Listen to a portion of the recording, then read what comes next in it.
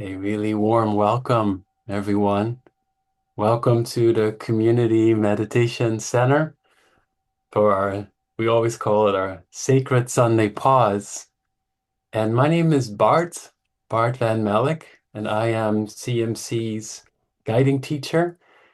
And you have no idea how happy I am that Nakawe Cuebas, I always call her Miss Cuebas, is here with us because I wasn't feeling so well last week. And you said yes, Knockaway, when I asked, could you sub for me? And that generosity already has empowered me. So I want to thank you for that, dear Knockaway. And I'll just pass it on to you in just a moment. I just want to say that I love Knockaway. She's a dear, dear friend and also a very gifted colleague. I've had the pleasure to co-teach many insight meditation retreats with Nakawe, and we'll do more. And it's also special that you might not know that Nakawe does. She is a midwife, and probably thousands and thousands of mothers and Bronx babies have been blessed by her services as a midwife. And I'll just hand it to you in a moment, Knockaway. But I just want to start with our two CMC rituals. The first one, if you're comfortable and you want to switch on your camera, feel free to do so. Click on gallery view and give everyone a good old wave. We also have Jessica Mingus with us, our fearless executive director. You see Corey from our board. Welcome, everyone. Good to see you. And while you're waving and maybe moving your hands a little bit, if you want to share where your local meditation hall is, in other words, where you are, click on chat and then just share where you are coming from, where you are zooming in from. Let's see. Wow. Oh my, it's going so fast. I see Riverdale from the Boogie Down Bronx. I see Michigan. I see Martha's Vineyard, Vernon, Connecticut. Martha is in Cape Breton, Nova Scotia. And I am coming to you all the way live from Hume in Netherlands. Oh, it's so good to see that you're all having good Dharma halls. And my dear Nakawe is zooming in all the way from Mexico. And so before handing it over, two more things. First, we're starting a new theme at Community Meditation Center. And this is a theme we do at least once a year because it's on the foundational teachings on mindfulness. The Buddha had a teaching called the Four Foundations of Mindfulness. And what we'll do over the next 4 Sundays is we will unpack each area. And I'm grateful that Nakawe will start with the first one called Mindfulness of the Body. And then the last thing I'll say, especially for those who might be new to CMC, is that this is what you can expect. Nakawe will guide us for about 25 minutes in a guided meditation until 11 Eastern. And then she will offer Dharma talk. And at around 11:45, there's a lot of space for your responses to the talk. We'll close officially at 12 at noon Eastern, but there's an optional 15 extra minutes. If you want to come together in small groups and reflect a little more, feel invited to do so as well. But for now, muchas gracias, amiga. Thank you, Nagawe. Hello, everyone. So happy to be back with you again. Yes, right now I'm in the mountains of Mexico. So hopefully this Wi-Fi will hold up. I think it should. But just happy to be here with you all and to share this reflection on mindfulness of the body, which is such a powerful teaching. So we'll start with a sit just to kind of ground and get, come into presence.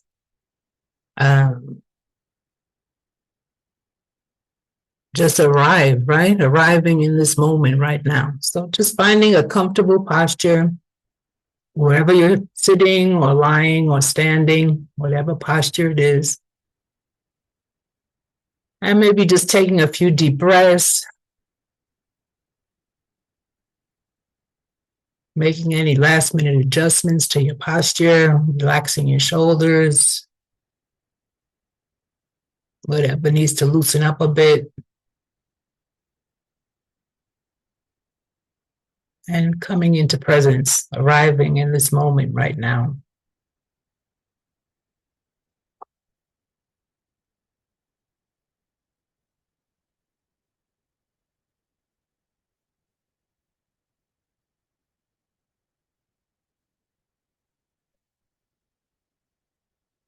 So the instructions of mindfulness of the body is sit and know you are sitting.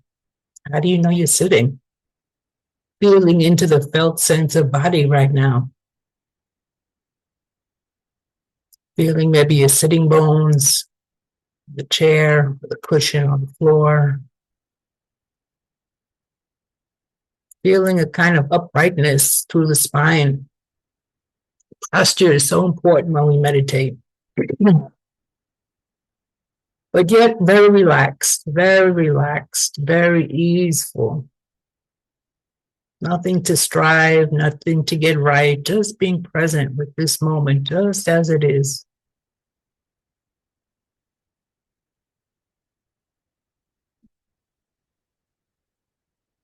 And checking into the body. How's the body today? And whatever it is, it's okay. With kindness, with gentleness, we allow the body to be here, supporting us in this practice today.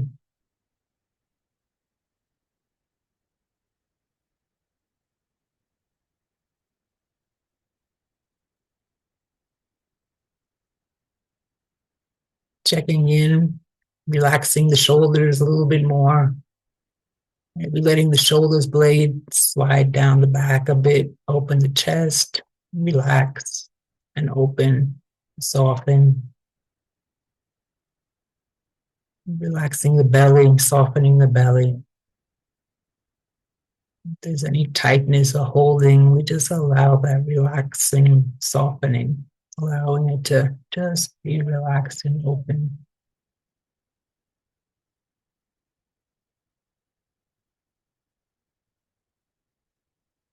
Feeling the groundedness of the Mother Earth underneath us. Just feeling into the energy, the energetic field of this earth that we're in. This sacred moment we're in together in Sangha on this earth right now in this moment.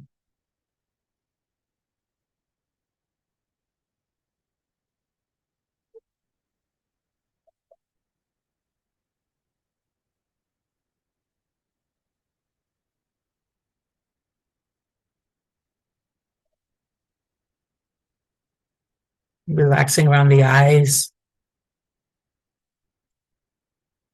the cheeks and the jaw, the throat, just relaxing that whole head area.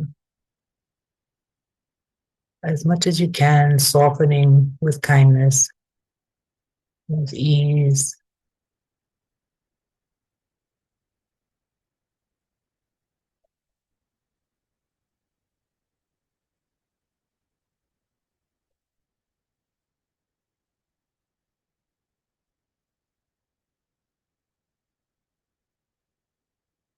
Sit and know you are sitting. Feeling the presence of body.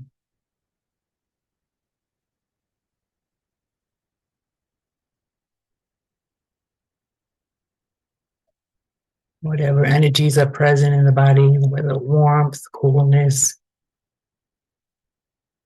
You may notice tingling or rushes of energy or numbness. Whatever it's there, we welcome all sensations in this moment. Any discomfort we hold with kindness and care and spaciousness.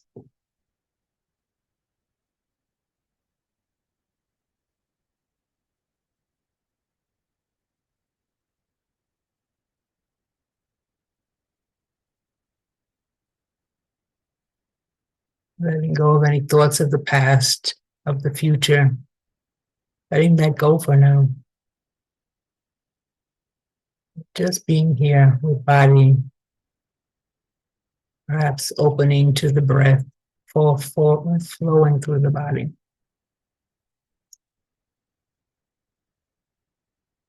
Natural flow of the breath.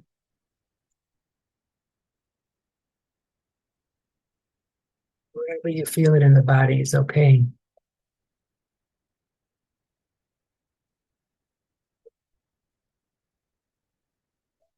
Breath of life, the sacred breath that keeps us alive.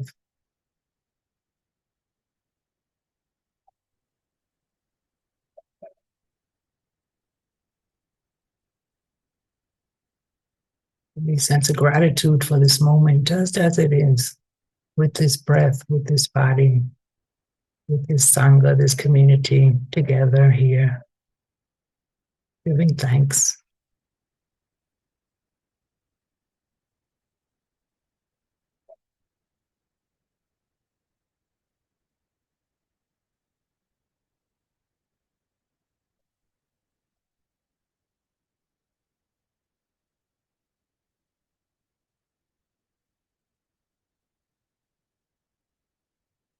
Embodied awareness, letting the mind rest in the body.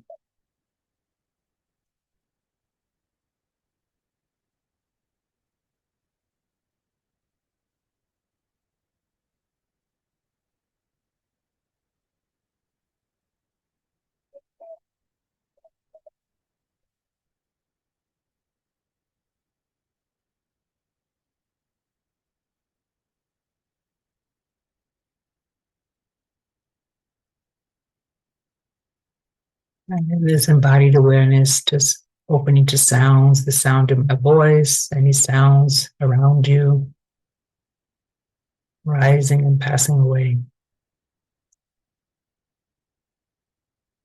Receiving whatever's here with kindness, with care.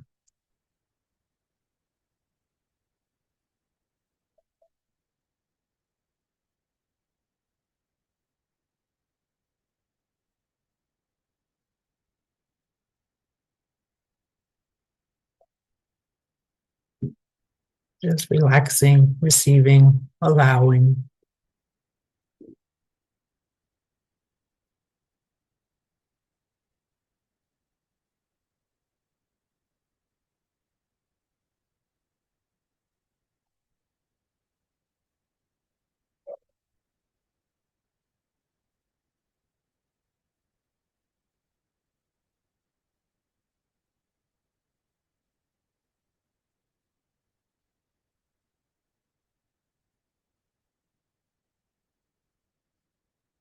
Whatever's in the heart, allowing it to be present, holding it with care and kindness. Nothing left out. All welcomed with an open heart, open arms to this moment.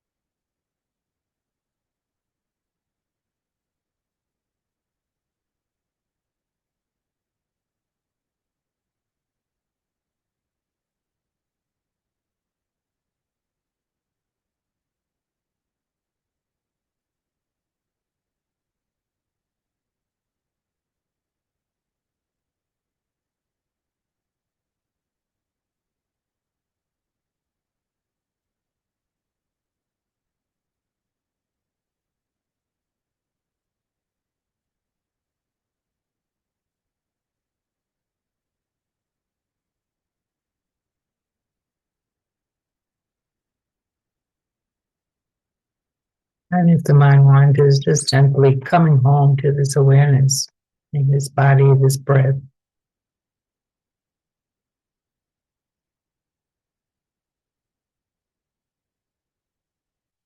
feeling settled, grounded,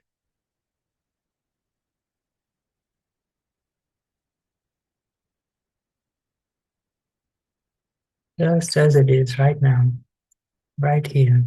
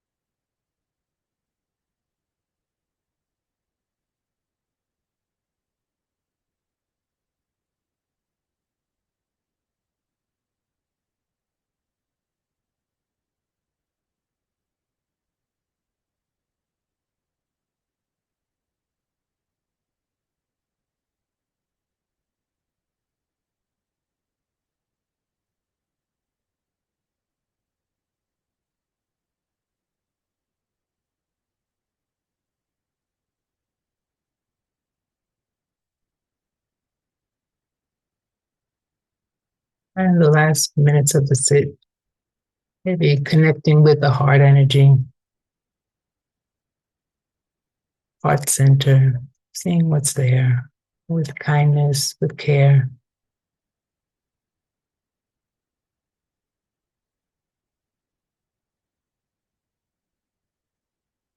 And sitting here with Sangha, with this community together, maybe sending out some metta kindness to other people here in this Sangha, people that that you don't know. May you be healthy and happy, safe and protected. Sending out well wishes to everyone here in this Sangha, this community today. We've come together for this sacred moment to sit together, to meditate together.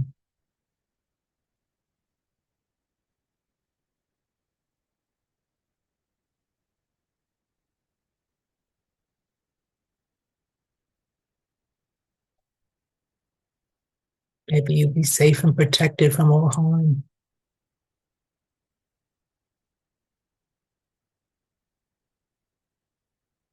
And you be healthy and happy.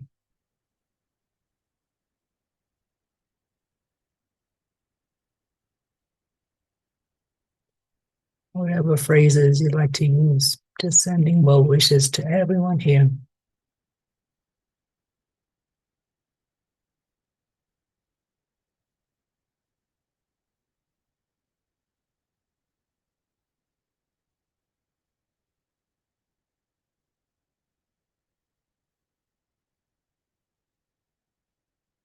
And to those that come into your mind, perhaps friends or family, whoever comes into your heart and your mind, sending them well wishes for their health and happiness, safety, their well being.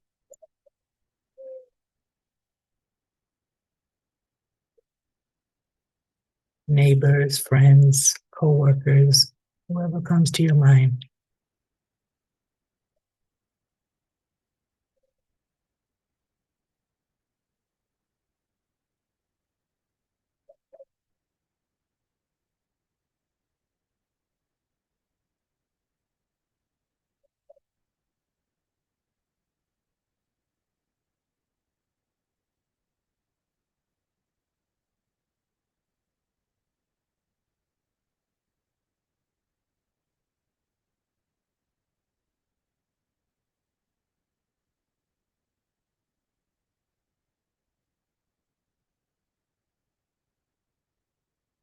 And turning those well wishes to ourselves. May I be healthy and happy.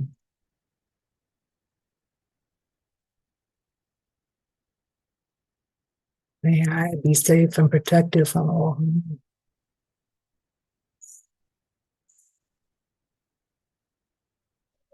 May I live with ease and well being.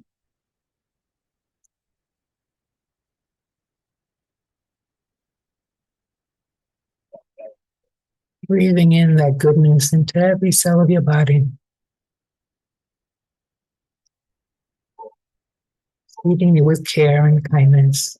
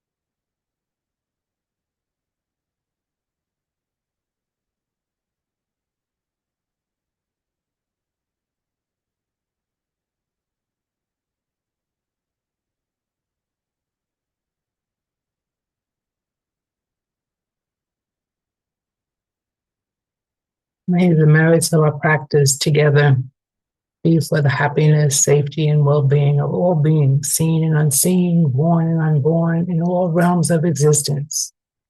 May all beings be healthy. May all beings be happy. May all beings be liberated.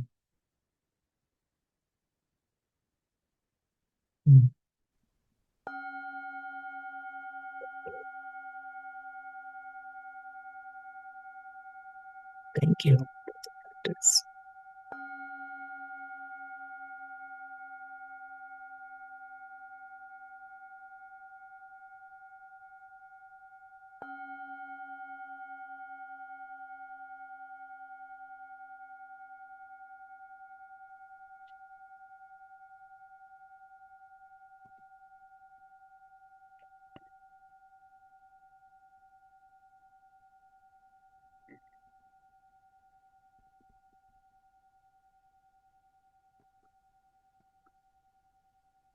Thank you, Nakawe. May all beings be liberated. And every week at CMC, we reflect for a moment on the power of giving before we move into the Dharma talk.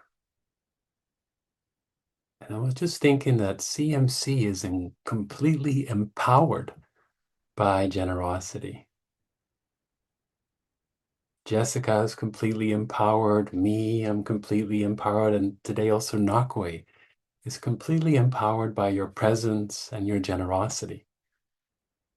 And I kept thinking about that word, how generosity is empowering as I'm making a fist. And last week, I realized that I needed help because already for quite a while, I've been visited by these violent toothaches that all of a sudden would come, and not anymore just by having some cold or warm or chewing, even when I was just, as a matter of fact, sitting quietly meditating. And when I came back to New York, thinking I'm going to reflect and write a talk on mindfulness of the body, I was sitting there and nothing came out. The body was telling me there's ache, there's pain. You can't do this. I was distracted. It gave me extra stress. And so I thought I should ask for help. But there's this conditioning in me that finds it hard to ask for help. It's a whole other story. But Nakawe, you came to my mind. It's interesting when you need help just to see who comes to your mind, just like when we did this metta practice. Who comes to your mind that you want to wish goodness or wellness for? And it also happened 12 years ago, 12 and a half years ago when we were in labor. Chantal, my wife, was about to deliver our son and things went complicated then too. Who can I ask for help? And I also reached out to you, Nakawe, remember? And what was so beautiful about it is that I asked Nakawe just this Wednesday, and a few hours later she goes, Bart, yes, mindfulness of the body, got it.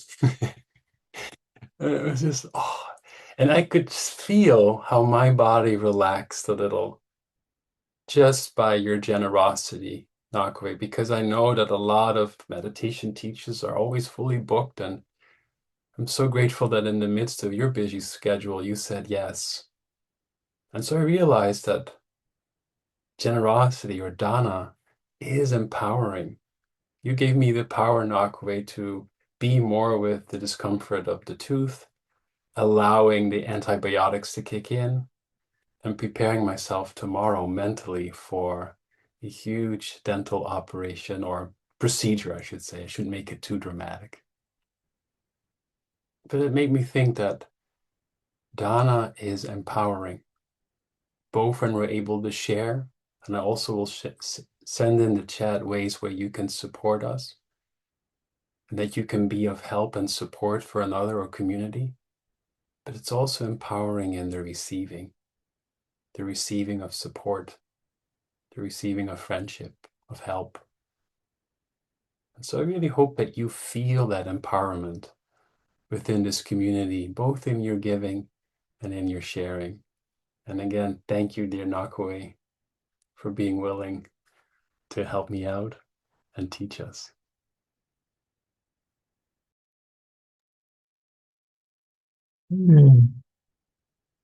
Heart feels nice and warm with your words and we being here with this Sangha. And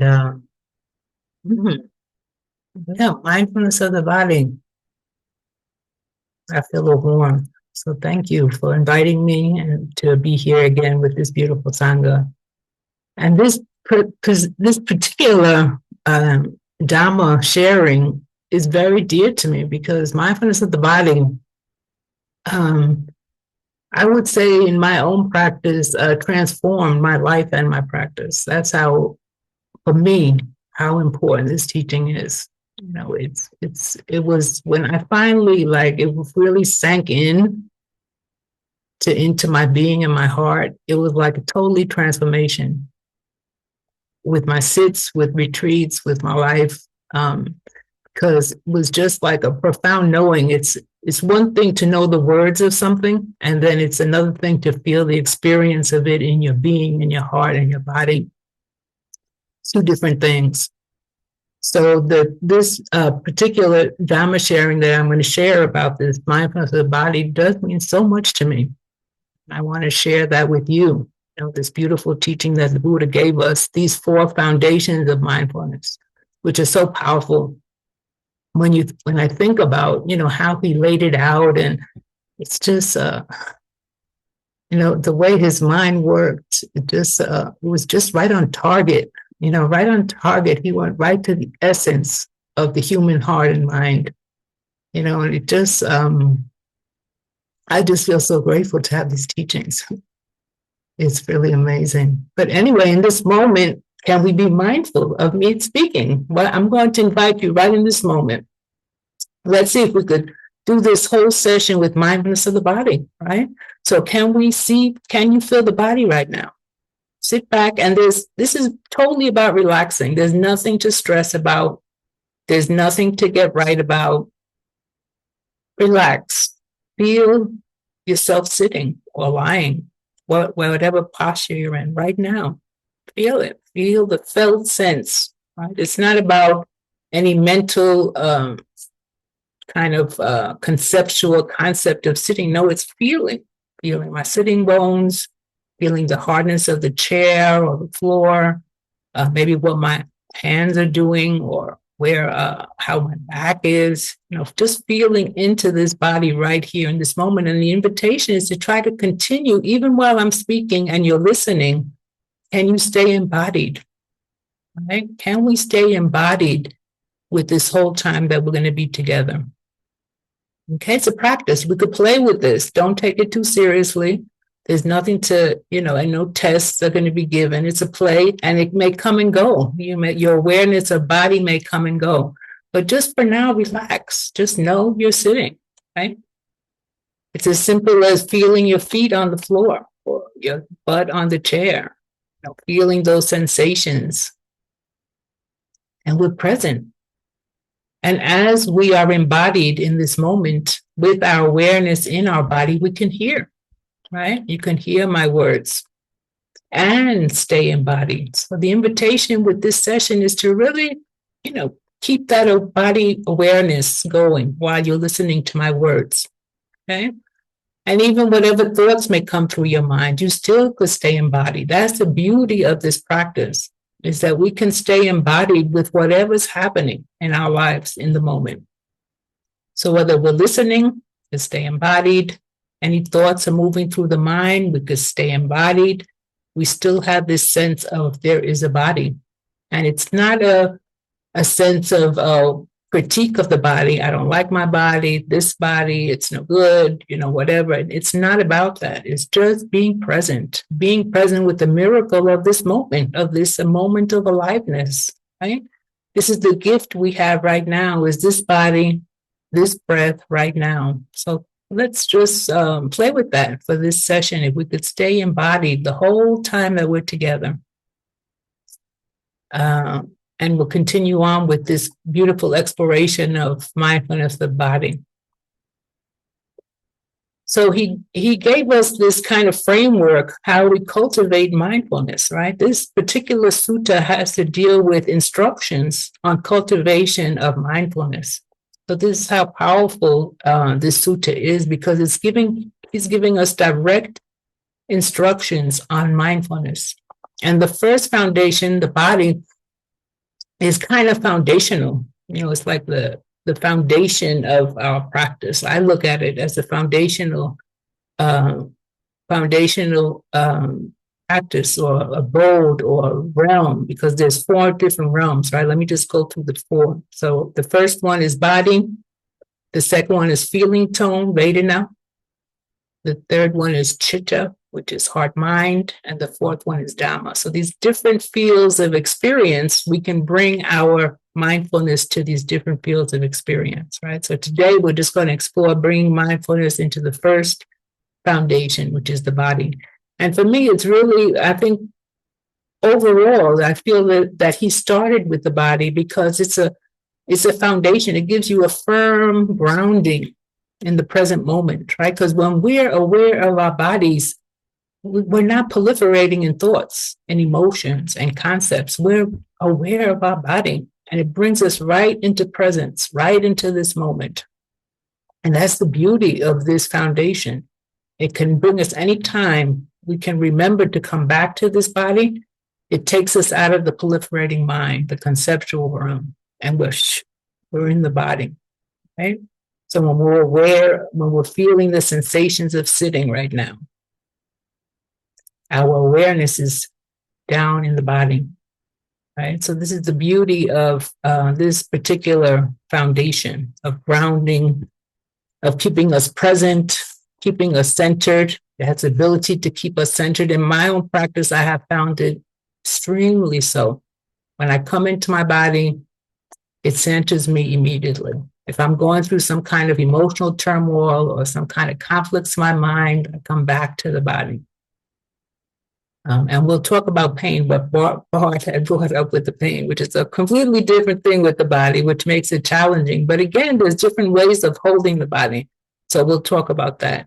But I thought I would go right to the sutta, because you can hear the Buddha's words, and he's actually the teacher in this sutta. So I'm going to read a little bit about how he's presenting this mindfulness of the body. First of all, he starts out bhikkhus, which is a word for monks, nuns, and for us too. This is the direct path for the purification of beings, for the surmounting of sorrow and lamentation, for the disappearance of pain and grief, for the attainment of the true way, for the realization of nibbana, namely the 4 foundations of mindfulness. So right off the top, he's saying how powerful these practices are. These practices have the power to liberate us from suffering. And right away from the beginning, this is what he's saying. This is a direct path for the liberation, for the purification of being. So it's like these words are so powerful when you think about how he's really stressing that, because through his own realization, because he's speaking through his own realization, right? That he found that this practice is the way, the direct path to liberation. So this is how powerful mindfulness practice is. So we have a way of, this is Majjhima Nikaya 10, number 10, and you could read it yourself to also, because again, it's a manual of practice. And then he goes on, what are the 4? Here, bhikkhus abides contemplating body as body, ardent, fully aware, mindful, having put away covetousness and grief for the world. He abides abiding feeling as feeling. He abides abiding mind as mind, dhammas as dhammas. So each area, these are the 4 different areas. Fully awake, ardent means a certain energetic quality. We're interested, we're curious, we want to do this practice. There's that intention that we want to be mindful, that we want to live our lives mindfully. When we live our lives mindfully, it means that we're more alive, we're more present, we're more alive for everybody around us. It brings us more happiness in our life. When we could we bring this mindfulness into all aspects of our life, not only our sitting meditation, right? This is a whole life practice. So he's bringing those four areas of practice. And then the first one, there's different categories that he has in this sutta. And the first one is the breathing meditation, the breath meditation, right? So for Buddha, this was the meditation that took him to liberation, the breath. The simple breath meditation is what he used to liberate himself. So he goes on, the first kind of category that he talks about in the body is the breath. And again, very simple. He's saying he's breathing, mindful that he's breathing. He's mindful he's breathing in. He's mindful he's breathing out. He's breathing in long. He's breathing in long. Or he's breathing in short. He's breathing in short. So he's just noticing the breath, right? This is what we do when we meditate. We're being aware of the breath, right? So the simple instructions start with just breathing in, breathing long, breathing short. This is how he starts. So simple. All we're doing is, oh, thank you, Bart. Yeah, Nakawe. He's just simply starting out with this awareness of breath. Nothing fancy, nothing difficult. Just being aware of our breath. This miracle of breath that keeps our bodies alive. That's so simple, that's accessible at any time, right? Anywhere we are, anytime, anywhere. We don't need any special props. We don't need to take anything with us. The breath, the magic of the breath, being mindful of the breath. And the next part, he says he trains thus. So one was that he understands and he's being mindful of the breath, short, long. And then all of a sudden he goes into he trains thus. I shall breathe, experiencing the whole body. I shall breathe in, tranquilizing the whole body. I shall breathe out, experiencing the whole body. I shall breathe out, tranquilizing the body. So here, there's a training going on, right? So breathing in, tranquilizing the whole body formation. And so we're training to be with the whole body while we breathe. Is that possible? Okay. And there may be different ways of doing that. Sometimes we can just be aware of the breath, maybe by the nostrils or the chest or the belly. And sometimes we could be aware of the whole body. In my particular practice now, I do whole body breathing, but none of it is right or wrong. It's wherever you feel it the most, right? So he's instructing us to, training us. So this is a training, right? This is an intentional training that we're doing to be aware of the breath, to be aware of the body breathing, tranquilizing the body formation. So the breath can actually calm us down. Have you ever noticed with your breath that you can calm down? Right? Sometimes a breath, just taking a breath, sometimes stopping in the middle of a storm.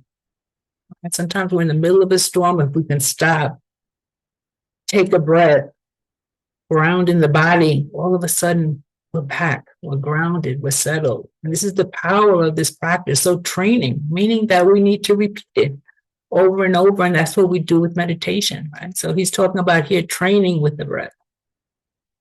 So the first piece of it has to do with the simplicity of the breath, the beauty of the breath. What he used to liberate himself was the breath. So here he's just noticing long, short in our meditations, nothing fancy, right? Just noticing what's there, being aware of how the breath is, the first part. And the second part is the whole body breathing. Where in the body are we feeling it? And can we use this breath to tranquilize the body, to calm the body? So this is the other piece of it. So that's the first piece of this particular sutta, deals with the breath. The second section, there's 6 sections. So the breath is first. The second one is that he deals with the body postures. So the body postures, whatever posture you're in. Again, bhikkhus, when walking, a bhikkhu understands, I am walking. When standing, he understands, I am sitting. When sitting, he understands, I am sitting. When lying down, he understands, I am lying down. However the body is disposed, he's totally aware of body postures. So here we go with body postures and how powerful that is right now. Again, checking in. Are we aware of our body sitting right now, listening to my voice? We're checking in right now. So body postures, again, what does this point to? It means that we can practice all day, every day, right? It's not only when we sit on the cushion, right? It's not only when we sit on the cushion, it's all the different postures that we are during the day, whether we're sitting, walking, lying down. We can practice to be aware and mindful of our body. So powerful, so very powerful. So again, an invitation to make practice continuous, right? This has to deal with continuity of mindfulness, continuity of being present with our experience at all times. So this continuity can be practiced all day, just like we're doing it right now, right? We're here, we're aware of our bodies, sitting, listening. We're practicing. This is practice. Simple, relaxed, nothing to stress out about. We can sit back and relax, right? Relaxation is so important for the body contemplations because once we're relaxed, then we can be more aware of what's going on with our bodies. So the second piece of it has to deal with these postures.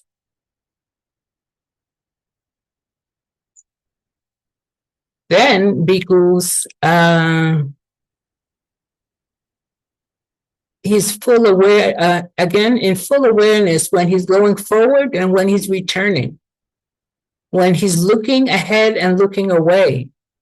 He acts in full awareness when flexing and extending his limbs. When wearing his robes and carrying his robe and bowl. He acts in full awareness when eating, when drinking, when consuming food, when tasting. Acting in full awareness when defecating and urinating. When walking, standing, sitting, falling asleep, waking up, talking, keeping silent. Everything, even defecating and urinating. Everything can be done with mindfulness. He makes it so clear, that the practice is not just about sitting on the cushion. This mindfulness practice can be continued throughout the day. It's a beautiful practice. And it really helps keeps us grounded in our lives. The more that we do it with everything, the more that we bring intention into it, the more that we do it, the more that it will grow and the stronger it will grow. So this beautiful practice that he's saying everything, eating meditation is so powerful. Now, how many times do we stop and really intentionally do eating meditation? Right? Usually we're eating and thinking about something or watching a TV or reading a book or what. Can we stop and really eat? Feel the power of eating meditation. So he's inviting us to keep this continuity of mindfulness going throughout the day.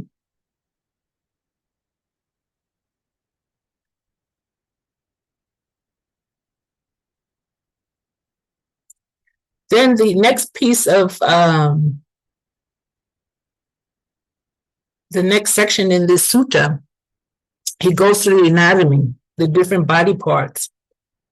He reviews the body from the soles of the feet up to the top of the head.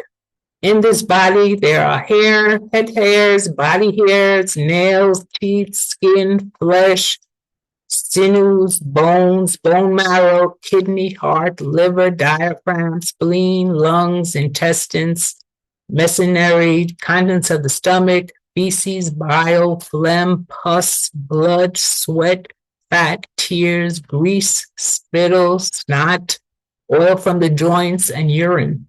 So here, there's a particular meditation where you can go through all the different parts of your body, to get this sense of what is this body that we're carrying around, this really miraculous body.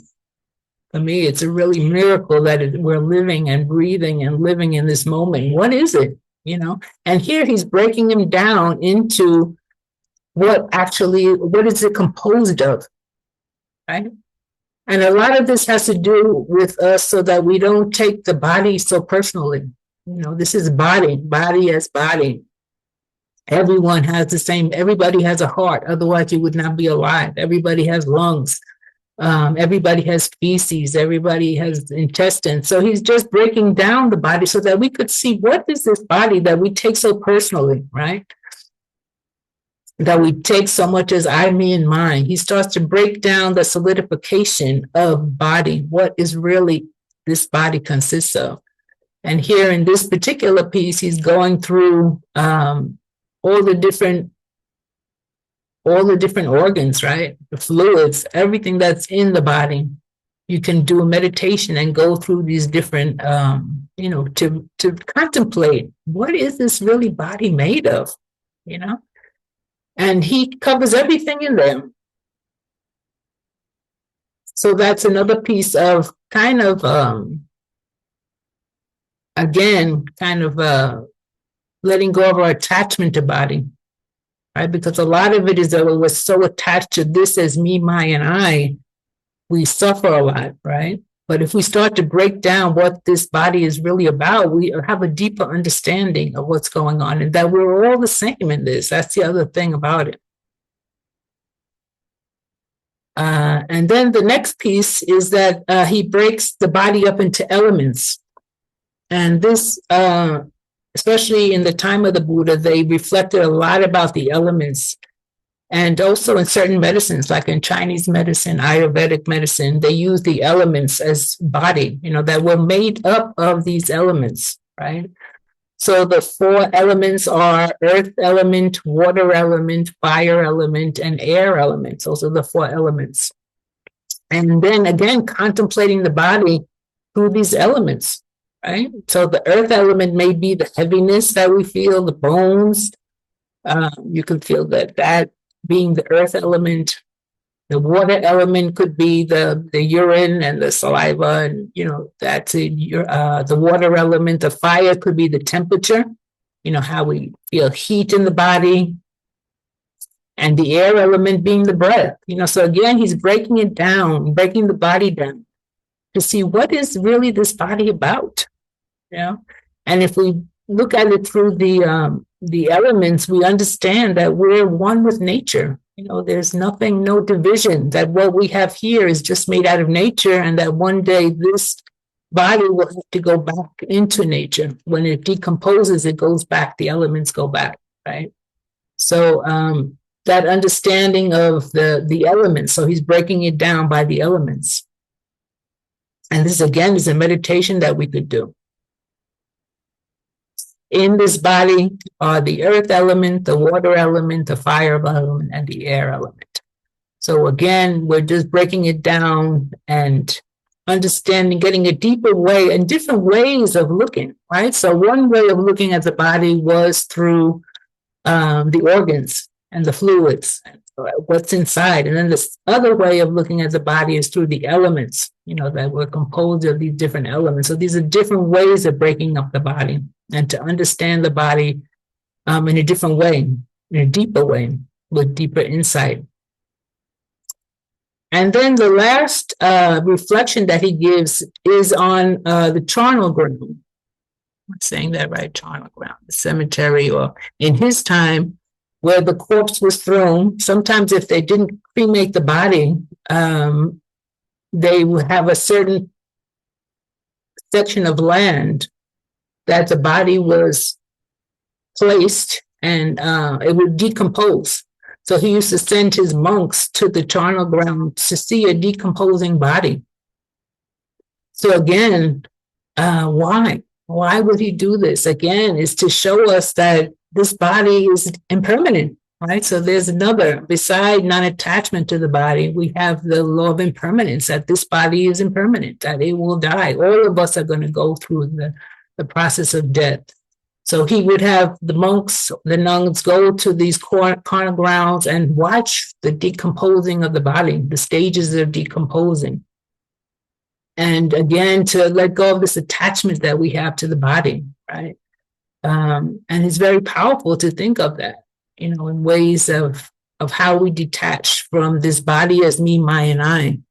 So this, again, we see this this meditation where it deals with death and the reality of impermanence of this body. So those are different ways in which he kind of categorizes this sutta, so that we can further contemplate and reflect. And then there's a refrain in between, and throughout the sutta, there's a refrain that he uses, that he kind of brings in after each contemplation. And let me get that refrain. So that's it. Okay. In this way, and let's talk about the body, he contemplates the body both internally and he contemplates the body externally. Or he abides contemplating the body both internally and externally. So here again, he's inviting us. This is the way that we do it, the way that we work with these foundationals. With these foundations, we're contemplating the body internally, as we kind of discussed before, internally through the breath, through the elements, through the anatomy, internally and externally could be just the other person.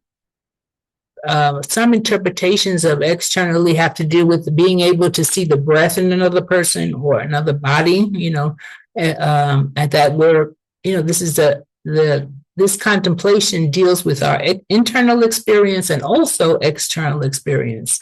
That's one way of interpreting this. Ajahn Sushito interprets externally being energetic field, subtle field body energy. He doesn't deal with it's another person. He deals with external being, that we have internal energies and external energies that are outside of our bodies, the subtle body that extends beyond this physical body. But there's different ways of interpreting that, but yeah, we're internal and external is one way he's saying to do this. Another way, he abides contemplating the body in this nature of arising, or he abides contemplating the body in its nature of vanishing. So that deals with impermanence. So the aspect of impermanence is here always during these reflections. Arising and passing, the body sensations, right? The breath arising and passing. Different organs arising and passing as far as existing, changing, moving, flowing. There's constant arising and passing within this body, and he's asking us to also hold that contemplation while we're going through this. The third one is that there's mindfulness that there is a body simply established in him to the extent necessary for bare knowledge and mindfulness. So just the bare a mindfulness that there is a body. That's why we're saying it's so simple. There is a body, just simply so that so that there's bare awareness. In other words, just knowing there's a body, there's no second layer of, oh my God, my body, blah, blah, blah, all the stories and the concepts. No, there is a body. The body is like this. The body feels like this. Just pure aware, bare awareness of it. Right? So he's asking us a way of doing this. It's just a simple, so that there's just mindfulness is just there, simple, very subtle, right? Very gentle. Just that knowing that there is a body. And then the fourth way he's asking us to abide with these contemplations, independent, not clinging to anything in the world. Independent and not clinging to anything in the world. So again, leaving the past, leaving the future, just being here in this moment here with these contemplations and these meditations. So those are the different ways in which he's saying that we can work with these different ways of holding body experience. So this is the first foundation of mindfulness. And again, there are many benefits to being present in your body, understanding the body. Again, it helps us to stay grounded, right? Helps us to settle, helps us to be present with experience as it truly is. Because usually we're lost in the conceptual realm of, of our minds, right? We're constantly lost in thoughts of future, past, hopes, dreams, constantly moving. So here, when we come to contemplation of the body, we're here, we're present in this moment, right here, right now. And that's the beauty of this particular sutta, this beautiful foundation of body. And also the breath. Once we're here with the breath, we're mindful of the breath, we're here, we're present. It helps to cut all the discursive thinking, all the worrying, all the different, thoughts and emotions. It helps to cut it, and we're here, we're present, we're steady. It helps us to give our lives to the practice, because really when we think about this, it's like he's asking us, no matter what we're doing, we could be mindful, no matter what we're doing right now as we're listening, our body's here, we're present, we're totally present, right? We're totally present with this experience of life. We're not disconnected. A lot of times we're disconnected. We have the thinking and the thoughts up here, and then we're disconnected from the body down here. So this practice is asking us to be embodied totally, right? Can we totally stay embodied in our life and see the benefits that it will bring us? So this is the practice, not merely the words, but we're bringing it into our lives, right? So everything becomes an opportunity for us to continue this continuity of mindfulness and practice. A lot of times, for me, I started with, I don't know if people are familiar with Goenka, but he was very much helped me get stabilized in body awareness, because his method is scanning, doing body scans. And the meditation session is about scanning your body for any sensations, any bodily sensations. So it could be tingling, burning, heat, coolness, numbness, whatever. As you scan down, you're just feeling into whatever body sensations are happening in your body. And that helped me really get in tune with having a body, Because I think just through our educational system and schooling, we get so disconnected. Everything in our way of, in our Western world is about books, learning, memorizing, right? So we've been so conditioned, indoctrinated into this mental realm, and it's useful, but it's overdone. We forget completely that we have a body. So for me, it was really helpful to do the scanning, and you may want to try that.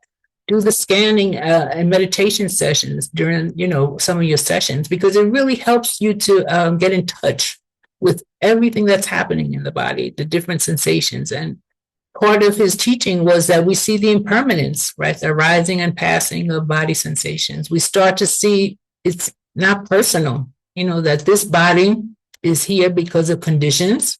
And one day when those conditions change, body changes, right? You either get sick or eventually will die. So we depersonalize. This is not about somebody here, controlling the show, because there's no way. I do not control this body. Bart does not control. He can't say, toothache, go away. It just doesn't work. The body is going to do its thing because of certain conditions, right? So the more that we can get familiar with the body, with our own experience of the body, and also the connection between the mind and the body. That's always fascinating for me. Like when I'm going through something, maybe some sadness or anger or whatever, what's happening down here? This whole realm, what's happening in my body when I'm going through different emotions? That is such a powerful exploration of this practice. Instead of tuning it out or trying to figure it out in your head and blah, blah, blah, blah, the mind keeps on churning, churning, churning. What happens when we stop, take a breath, and come down into the body? Oh, anger feels like this. Wow, I feel heat. I feel some constriction in my chest. Okay. And then mindfulness slowly starts to unravel that because I'm disconnected from the story and I'm down in my body. I'm processing through my body.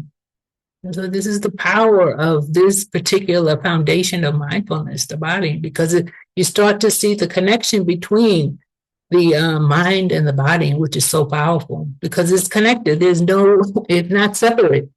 Although in Western society, they kind of think, you can figure everything out through your mind, but it's not possible. We need to bring in this body to help us, help us get closer to our health, right? We need to pay attention because the body is going to give us signals. Are we paying attention to these body signals? If we don't, we're going to be in trouble. We know that already, right? So we have pains, discomfort, they're there, yes, but we need to listen. We need to care. We need to be tender with ourselves. Very important, because in order for us to get the most out of our practice, we need to have a healthy body. This is it. This is what we have for this lifetime until we die, right? So we're going to try to keep it as healthy as possible. And we have to listen. We have to do the inner listening to really understand how to take care of ourselves more with kindness and with care.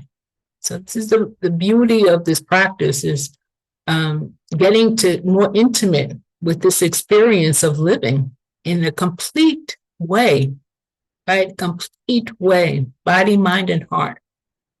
Getting to know deeper and deeper, getting intimate, getting truthful, because sometimes we're not truthful. We try to ignore things that the body is telling us or ignore things that our hearts are telling us and think that, oh yeah, if I just disconnect and go do something else, it's going to go away. No, we need to turn. The Dharma is about turning towards ourselves, turning towards the whatever's happening, the joy and the discomfort, right, in our bodies, because the body also leads us to deeper concentration. The body leads us to states of joy and happiness as the concentration gets deeper. So it's a doorway into deeper states of concentration, the body. That's how powerful it is. So I really want to invite us to really explore with curiosity, with care, with love. This continuity of mindfulness will help us get more in tune with the body. Continuity of mindfulness from the time that we wake up in the morning. Oh, okay, let me just open my eyes. I'm seeing, I feel the bed. Start right there. Start right there.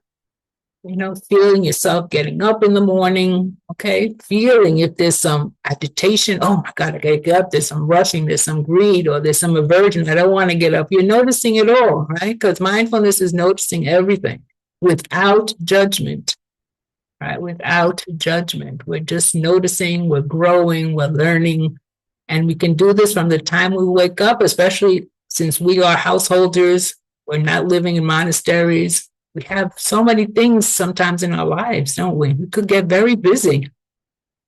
And that busyness can make us disconnect.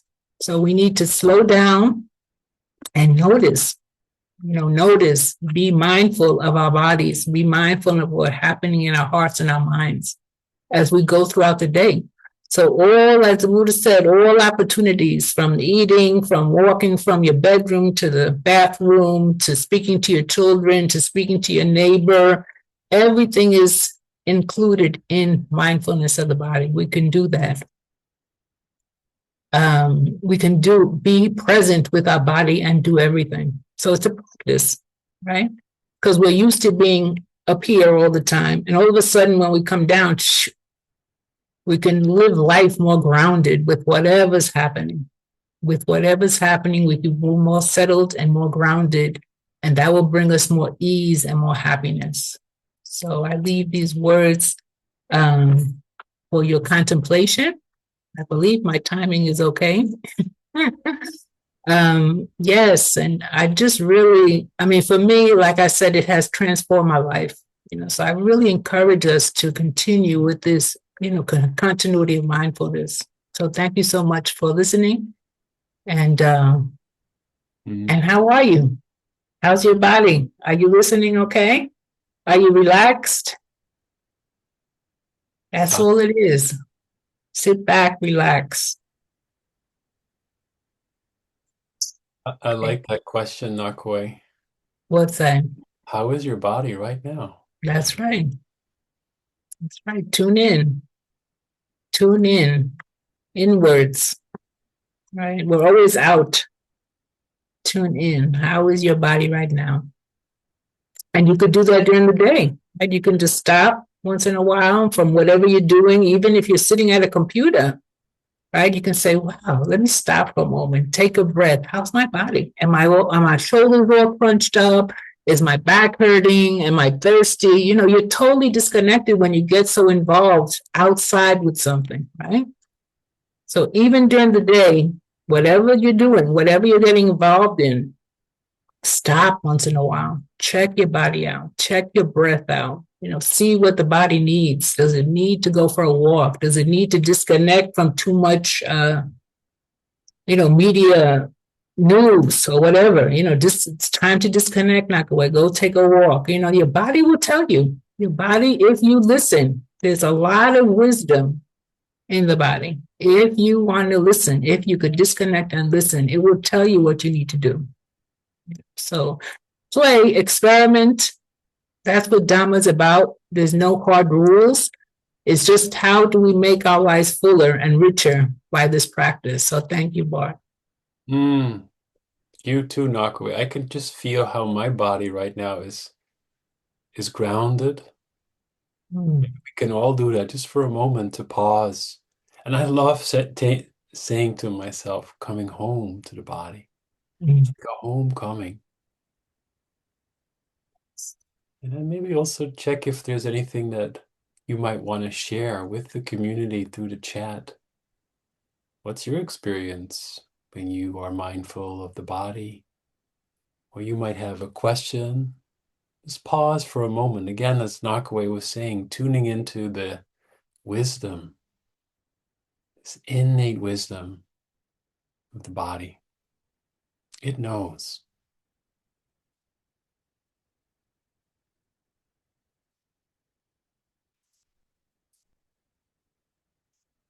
Again, just checking if you can stay connected to the body as you hear our voices. As I'll share some reflections with you that came in Nakawe. And both Rachel and Karsten are reflecting on the same thing.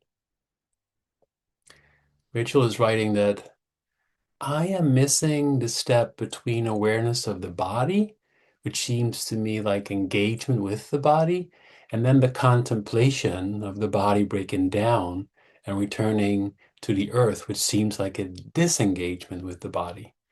Maybe, Nakawe, you, as we are still kind of in our bodies, can reflect a little more on that seemingly contradiction. I don't really see it as a contradiction because one piece of it is that we have this body for this lifetime. And the Dharma is asking us to get curious about what it is to have a human body. And part of that curiosity and investigation is to get to know, to learn it, to get to know what it's about, to get to know its energies, its energy fields.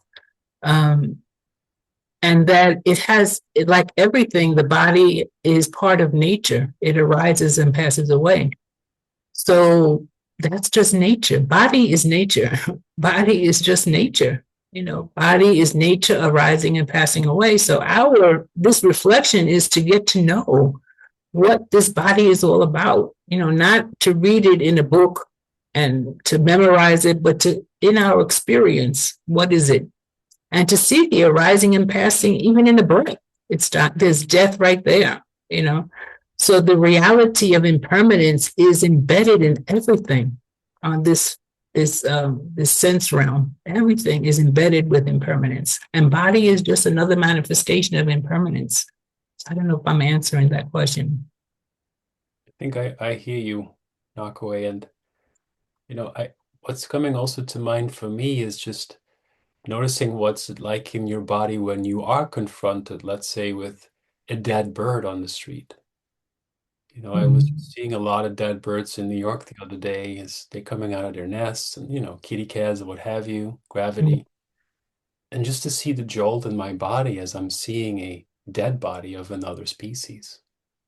Once in our teacher training, Gil Fronsdal took us for a whole morning to sit at the University of California with two bodies that were, offered for students to, you know, work their surgery skills on. We could just be with them. And it's again I think this reflection on all the elements that our body will go through and that we can keep checking in with our own body, how it lands. And another thing that I find interesting that Susan is asking Nakwe is she first starts saying, "My thank you for this beautiful teaching. Please comment more on how to work with serious physical pain and illness, perhaps terrifying illness. Please comment also on the terrible fear of losing the body to illness or accident." You could reflect on that. That's the reality, right? Hmm. Um, well, to me, right away, the Buddha's first noble truth that there will be suffering. We're not going to get away from that. He started there. He started with there is suffering, and suffering is to be understood. For me, that's so powerful to start out. My contemplation of this realm we're in. That he's saying that we can't get out of this realm without suffering. So suffering comes in the form of sickness, of illness, of just a separation from our loved ones, getting things we don't want in life, not getting the things we want in life. All of those things are going to cause us suffering. He laid it out so clearly. So for me, that's like the baseline. Okay, I know this body, this human body is going to suffer. There's no way out of it. There'll be times of joy and there will be times of pain. So for me, that's kind of foundational, my understanding of this is the way it is. There's no way going around it. So once I have that foundational understanding, then I use the practice. Okay, there's different ways of working with pain. Sometimes, for me, sometimes if I have pain, disassociating the pain, like instead of saying it's my pain, I start to kind of work with what is pain? Here's the label of pain, and then what are the body sensations that I'm feeling with the pain, right? Because once we label it pain, the body constricts, the fear comes up, we start to clam up, and it gets worse, really, if we think about it, right? But if I go under the layer of pain and say, okay, my arm is hurting, okay, Nakawe, it's really hurting. And if I try to ignore it, it'll still be there. My elbow the other night was hurting. My shoulder. And then I started to go in and start feel in a very spacious way. There was some little bit of pulling and there was some points of tenderness, but it would come and go. They were like the sensations were coming and going. They weren't a fixed thing in my mind. I had fixed it into this entity. But once I started to explore really what the sensations were, it started to ease up the discomfort, and then eventually it went away, because I wasn't fearing it. I was playing with what was there without fear, so that's one way you could send metta to pain. Sometimes I do that. I'll just hold something and I'll say, just send a lot of loving energy and care, to the area. So knowing again that this is impersonal, this is the body, it's going to do its thing, it's going to go through pain, and it's going to go through death. There's nothing I could do. The only thing we could do is prepare ourselves like we're doing here. We need to prepare our minds and hearts for it. And then when the moment comes, we can release and let go, because this body doesn't belong to us. This body is here temporarily, and consciousness will continues to go on, depending on what your beliefs are on rebirth and Bart. Already we had this discussion, but whatever it is, anyway, the body's going to be finished. It's going to do its job and it's going to be gone. So we have to prepare for that. This is really about preparation, this practice, for those moments of very challenging moments in our life. Because all of us are going to have it. No one can get out of it, So we need to prepare, and there's different ways of doing that. And maybe Bart could talk about his tooth pain. I don't know what. Anyway, yeah. Thank you, Nakawe. Mm. I too sometimes said dukkha. That's been such an ingrained word in my practice, so that I find it even better than suffering Yeah. because it covers more. And then it did help sometimes. And it helped in a way that I could be with the throbbing, stabbing pain without going into all kinds of future thoughts about it. Will it go into my brain? Will I die? And all that Yeah. stuff. And that's what the Buddha sometimes referred to as the second dart. And I think with physical pain, sometimes, if possible, I find it liberating and empowering, again, the word, when I could just be with it, but not in a forced way. That's why I like what you kept saying, Nakwe, to relax.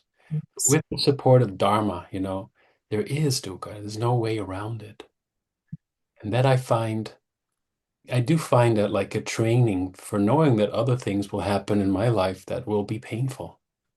And so many of you sharing this in the chat as well. I have a couple more things, Nakawe. We have a few more minutes left. I want to Okay. say that a lot of people responded with smileys and thumbs up when Dale wrote, I'm still thinking about mindful urination. Don't forget. So usually I'll suggest homework, Nakawe. So Okay. maybe if you want to try the next time you go to the bathroom, see if you can be aware of the body. Yes.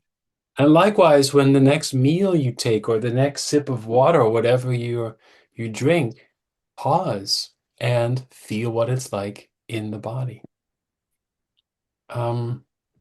Just wanted to, there's so many comments. I'm wondering if you see them too, Nakwe. There's also someone who suggests for you a Mm. museum for midwifery in Chiapas, just FYI. But Diana's writing something about posture. Diane Mm. asks, how does one reconcile the idea that posture is important in meditation with the instruction to relax? I think that's helpful too, for always to hear again.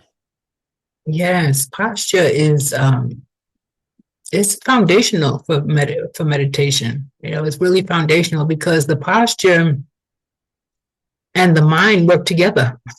So if you are relaxed, upright, alert, but yet have this very relaxed, open spaciousness about that, the mind, they take clues from each other. So if you're tired and sluggish, and then your posture is your shoulders are sinking and your head isn't going. So this, how the mind and the body is always reflective of one another. So it's for me, I know a lot of times, sometimes, especially on retreats, I play with the posture. And even when I'm sitting, I play with the posture because I find that little tweaks in the posture helps me get my alertness back on, helps me bring my mindfulness back up. But yet I notice if it's too tight, if there's too much stress, then I get exhausted. I get a headache. It doesn't work.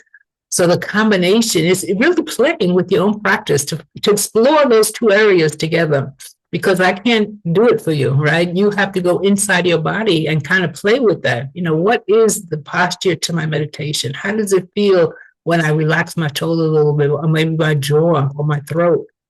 How does that feel? And how does the mind feel? What are the messages the mind is getting when I feel that in my body? It's fascinating. It really is. I love to play with that, and without any judgment. It's nothing right or wrong. So it's a beautiful way of practicing, and it's your own. You have to kind of play with it and experiment with it to see for yourself. Yeah. I knew you were going to say that. I sometimes quote you, Knockaway, when you go, make it your own.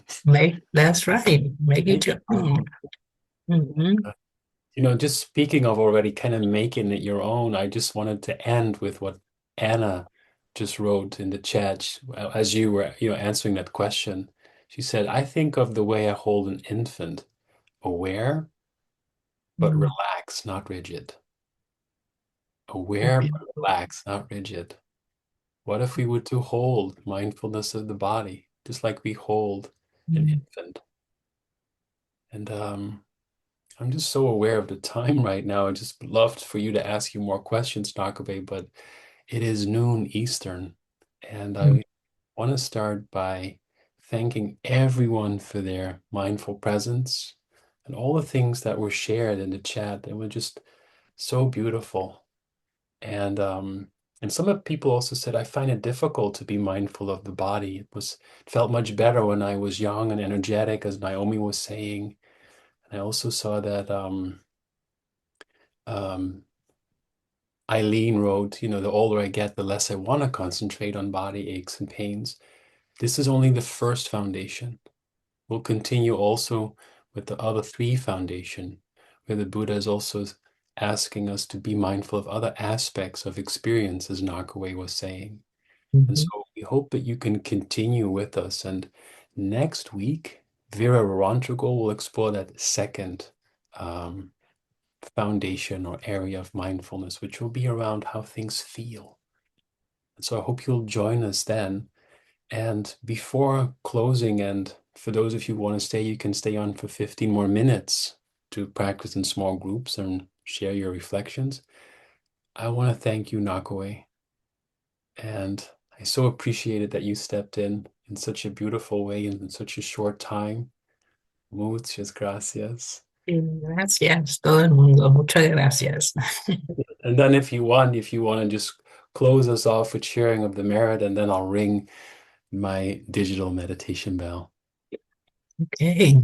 So yeah, so just feeling the goodness that's here, right? Our good intentions to come together to do the Dharma, to bring it into our lives, into our hearts, into our minds, and then letting it spread. All this goodness, all this care.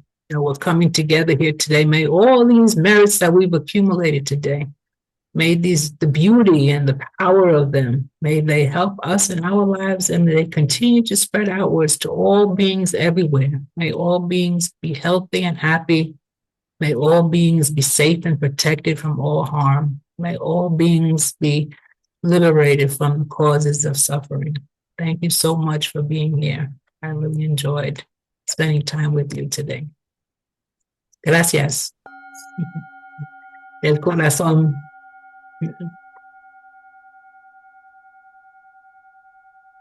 Thank you, Bart, for inviting me. Thank you, Jessica, for your help. Mm, thank you.